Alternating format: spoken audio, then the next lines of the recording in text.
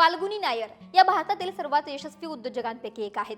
त्यांनी नायका ही भारतातील सर्वात मोठी ऑनलाईन सौंदर्य आणि फॅशन रिटेल कंपनी स्थापन केली. पण त्यांचा यशस्वीतेचा मार्ग सोपा नव्हता. फाल्गुनी यांनी मुंबईच्या हिंदुजा कॉलेजमधून वाणिज्य शाखेत पदवी प्राप्त केली आणि त्यानंतर IIT अहमदाबादमधून MBA केलं. त्यांनी अनेक वर्ष इन्व्हेस्टमेंट बँकिंग क्षेत्रामध्ये काम केलं. मात्र वयाच्या 50व्या वर्षी त्यांनी आपली नोकरी सोडली आणि आपल्या स्वप्नांचा पाठलाग केला. फाल्गुनी यांची भारतात सौंदर्य प्रसाधनांची ऑनलाईन विक्री करण्याची कल्पना होती. त्यांनी 2012 मध्ये फक्त 20 कोटी रुपयांच्या भांडवलात नायकाची स्थापना केली. कठीण परिश्रम, कल्पकता आणि ग्राहकांचा विश्वास यांच्या जोरावर त्यांनी नायकाला भारतातील सर्वात मोठ्या सौंदर्य रिटेल कंपन्यांपैकी एक बनवलं.